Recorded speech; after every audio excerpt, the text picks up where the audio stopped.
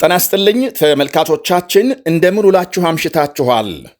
ኢራን እስራኤልን እመታለሁ ማለቷን ተከትሎ ጠቅላይ ሚኒስትር ቤንያሚን ኔታንያሁ አስቸኳይ የካቢኔ ስብሰባ መጥራታቸው ተነገረ። ሀገሪቱ በከፍተኛ ተጠንቀቅ ቆማለች። የኢራን ብጥብጥ ወደ ከፋ ደረጃ መሸጋገሩ ሲነገር በመቶዎች የሚቆጠሩ ሰልፈኞች ተገድለው በ10 ሺዎች መታሰራቸው ታውቋል። የኢራን አገዛዝ መውደቅ ለነ ሐማስና ሄዝቦላህ ትልቅ ፈተናም፣ ለአሜሪካና እስራኤል ሰርግና ምላሽ ይሆናል ይላሉ በርካታ ወገኖች። በዝርዝር እንመለከተዋለን። የአሜሪካ ውጭ ጉዳይ ሚኒስትር ማርኮ ሩቢዮ የኩባ ፕሬዝዳንት እንዲሆኑ ትራምፕ ለኩባ መንግስት ሐሳብ አቀረቡ። አለዚያም ከባድ ቅጣት እንደሚጠብቀው አስጠንቅቀዋል። በዘገባችን ተካቷል። አሜሪካ መራሹ ኃይል በሶሪያ መጠነ ሰፊ ጥቃት መፈጸሙ ሲነገር በአሜሪካ ከተሞች የተቃውሞ ሰልፎች ተጠናክረው ቀጥለዋል። ሌሎችም አሉን። በላይ በቀለ ነኝ። አብራችሁን እንድትቆዩ ጋብዛለሁ።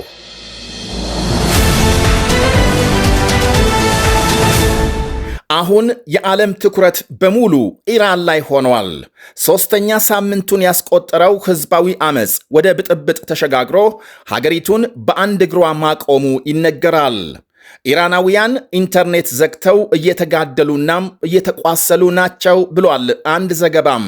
ከቀን ወደ ቀን ብጥብጥ እየባሰና እየሰፋ ሄዶ አሁን በሁሉም በሀገሪቱ 31 ግዛቶች ተስፋፍቶ እየተካሄደ ሲሆን የጸጥታ ኃይሎች በጣም በርካታ ሰልፈኞች መግደላቸው ይነገራል።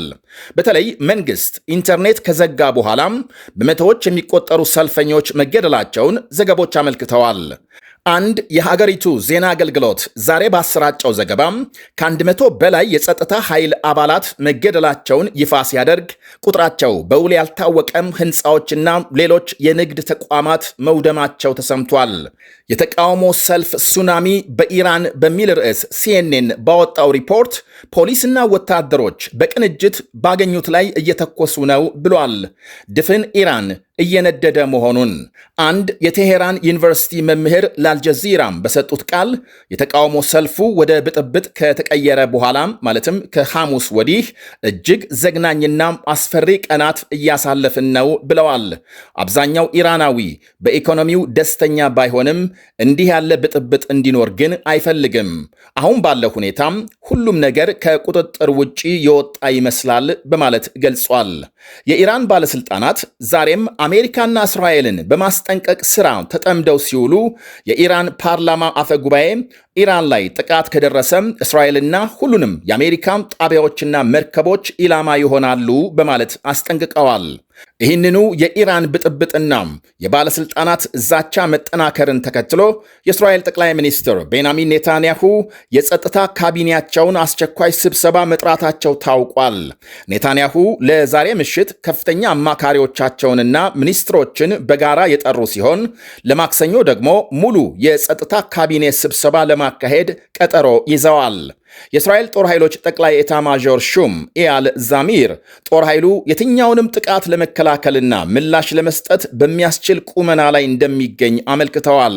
ጠቅላይ ሚኒስትር ቤንያሚን ኔታንያሁ የኢራን አገዛዝ ከተወገደም ከዚያች አገር ጋር መልካም ግንኙነት ይፈጠራል ሲሉ በእስራኤል የአሜሪካ አምባሳደር ማይክ ሃካቤ በበኩላቸው የኢራን አገዛዝ ተወገደ ማለት በአገዛዙ የሚደገፉ ሐማስ፣ የሊባኖሱ ሄዝቦላህና የየመኑ ሁቲ ያበቃላቸዋል በማለት ገልጸዋል። የኢራን ሕዝብ ለ46 ዓመታት ተጭኖት የቆየውን የጥላቻና ብቃት የሌለውን አገዛዝ አስወግዶ የፐርሺያን የትምህርት፣ የጥበብ፣ የሙዚቃና የጥንካሬ ትምህርት መልሶ ሊያሰፍን ተነስቷል። የሐማስ የሄዝቦላህና የሁቲ ህልውና የሚያከትምበት የለውጥ ጊዜ ብለዋል አምባሳደሩ። በዋጋ ግሽበትና በኑሮ ውድነት ተቀስቅሶ የአያቶላህ አሊ ካማኒን አገዛዝ እንዲያበቃ ወደ መጠየቅ በተሸጋገረው ዓመፅ አሜሪካ ጣልቃ ከገባች በምላሹ እስራኤልን እንመታለን የሚለው የኢራን ባለስልጣናት ዛቻ እስራኤል ይበልጥ እንድትዘጋጅ የሚያደርግ ነው ይላሉ ታዛቢዎች።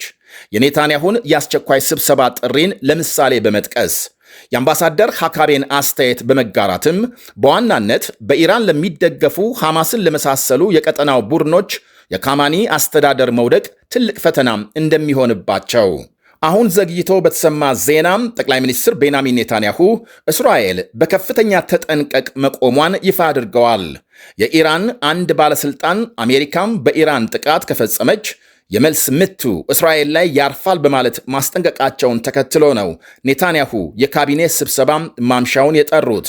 እንዲሁም ሀገሪቱ በከፍተኛ ተጠንቀቅ እንድትቆም መደረጉን ያስታወቁት። ፕሬዝዳንት ትራምፕ በተመሳሳይ በኢራን ላይ ስለሚወሰድ እርምጃም ከባለሥልጣኖቻቸው ጋር እየመከሩ መሆናቸው ሲነገር፣ እስራኤል በሌላ በኩል የአውሮፓ ሕብረት የኢራኑን ብሔራዊ ዘብ በአሸባሪነት እንዲፈርጅ መጠየቋ ታውቋል። ተጠሪነቱ ለአሊ ካማኒ ብቻ የሆነው የኢራን ብሔራዊ ዘብ ከሀገር አልፎ በመካከለኛው ምስራቅ ሲንቀሳቀስ እንደነበረና አሜሪካና የተለያዩ ሀገሮች በአሸባሪነት እንደፈረጁት ይነገራል። ጠቅላይ ሚኒስትር ቤንያሚን ኔታንያሁና የአሜሪካ ውጭ ጉዳይ ሚኒስትር ማርኮ ሩቢዮ በኢራን ላይ ሊወሰድ ስለሚችል እርምጃ በስልክ መነጋገራቸው ሲታወቅ፣ አንድ የአሜሪካ ደህንነት ከፍተኛ ባለስልጣን በኢራን ያለውን ሁኔታ የጽናት ጨዋታ ወይም ማሳያ ብለውታል። የእስራኤል ውጭ ጉዳይ ሚኒስትር ጌዲዮን ሳር ለአውሮፓ አቻዎቻቸው ዛሬ መልእክት በመላክ የኢራኑን ብሔራዊ ዘብ በአሸባሪነት እንዲመዘግቡ ጠይቀዋል። የኢራን ሰብአዊ መብት ድርጅቶች በበኩላቸው የቴሄራን ባለሥልጣናት አመፁን ለማቆም የጅምላ ግድያ እየፈጸሙ ነው በማለት ከሰዋል። ታማኝ ከሆኑ የአይን እማኞች ደረሰን ባሉት መረጃ መሠረት ኢንተርኔት መዘጋቱን ተከትሎ በመላው ኢራን በመቶዎች የሚቆጠሩ ሰልፈኞች የተገደሉ ሲሆን ሞትና እስር ተባብሶ በመቀጠሉ ዓለም እርምጃ እንዲወስድ ጠይቀዋል። ሆስፒታሎች በቁስለኞች በመጨናነቃቸው ከፍተኛ የደም እጥረት እንደገጠማቸው ሲነገር፣ ብዙዎቹ ቁስለኞች ሆን ተብሎ አይናቸው ላይ በጥይት የተመቱ ናቸው ተብሏል። አሁን ማምሻውን በደረሰ መረጃም በኢራን ብጥብጥ 600 የሚጠጉ ሰልፈኞች መገደላቸውና 11,000 ገደማ መታሰራቸው ታውቋል።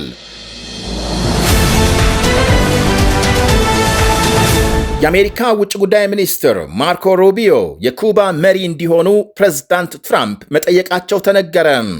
ትራምፕ ከኩባ ወላጆች የተገኙት የአሜሪካ ውጭ ጉዳይ ሚኒስትር ማርኮ ሩቢዮን ሃቫና መሪ አድርጋ እንድትሾም አለዚያም ከባድ ቅጣት እንደሚጠብቃት አስጠንቅቀዋል። የኩባ መሪዎች የተሰጣቸውን የድርድር ሐሳብ ከመርፈዱ በፊት እንዲቀበሉ ያስገነዘቡት ትራምፕ ከነዳጅ ጋር የተያያዙ ጠንካራ ማዕቀቦች እንደሚጠብቃቸው ገልጸዋል። የ54 ዓመቱ ውጭ ጉዳይ ሚኒስትር ማርኮ ሩቢዮ ከኩባ ወላጆች እንደ ፈረንጆቹ አቆጣጠር በ1971 ሚያሚ ፍሎሪዳን የተወለዱት። ትራምፕ የቬንዙዌላውን መሪ ኒኮላስ ማዱሮን ከስልጣን ማስወገዳቸውን ተከትሎ በቀጣይ እርምጃ ለመውሰድ ጣት ከቀሰሩባቸው ሀገራት መካከል ኩባ አንዷ ስትሆን አሁን የትራምፕን ሐሳብ የሀገሪቱ መሪዎች ይቀበሉ እንደሆነ እስካሁን በትክክል አልታወቀም ብሏል የእስራኤሉ ጋዜጣ ዘ ታይምስ። አሜሪካ መራሹ ኃይል በሶሪያም የአይሲስ ይዞታዎች ላይ መጠነ ሰፊ ጥቃት መፈጸሙ ተነገረ። ትላንት ሌሊቱን በተካሄደው በዚህ አዲስ ዘመቻ የአይሲስ ቡድን ይጠቀምባቸዋል የተባሉ ጣቢያዎችና የጦር መሳሪያ ማከማቻዎች መመታታቸው ተነግሯል። በድብደባው ከ20 በላይ የሚደርሱ ተዋጊ አውሮፕላኖች 35 ኢላማዎች ላይ ጥቃት መፈጸማቸውን የአሜሪካ ጦር ገልጿል። የአሜሪካ መከላከያ ሚኒስትር ፒት ሄግሴት አሸባሪ ቡድኖችን ጨርሰን እስከምናጠፋ እንቅልፍ የለንም ብለዋል። በአሜሪካ ሚኒያፖሊስ የ37 ዓመቷም ሬኔይ ኒኮል ጉድ በትራምፕ ወታደሮች መገደሏን ተከትሎ የተነሳው ተቃውሞ ተጠናክሮ መቀጠሉ ተሰማ። በዚያው በሚኒሶታ የተጀመረው የተቃውሞ ሰልፍ በተለያዩ የአሜሪካ ከተሞች ተጠናክሮ መቀጠሉን ዘገቦች አመልክተዋል። ሕገወጥ ስደተኞችን ለማስወጣት በትራምፕ አስተዳደር የተሰማሩት የኢሚግሬሽን ወታደሮች አይስ ይሏቸዋል ሰፊ የሰብአዊ መብት ጥሰት እየፈጸሙ ነው በማለት የተለያዩ ወገኖች ክስ ያቀርቡባቸዋል። ከጥቂት ቀናት በፊት በሚኒያፖሊስ በኒኮል ጉድ ላይ ሆን ብሎ የአይስ ወታደር ግድያ ፈጽሟል በሚል ከፍተኛ ተቃውሞ ተነስቷል። የአሜሪካ ባለሥልጣናት ወታደሩ ራስን ለመከላከል የወሰደው እርምጃ ነው ቢሉም ግድያውን የሚያሳይ ቪዲዮ መለቀቁን ተከትሎ ወታደሩን ተጠያቂ የሚያደርጉ ድምፆች ሲሰሙ ቆይተዋል። አሁንም አይስ ይውጣ የሚሉ መፈክሮች የተስተጋቡባቸው ሰልፎች በሚኒሶታ፣ በኒውዮርክና በሌሎች ከተሞች መካሄዳቸው ታውቋል።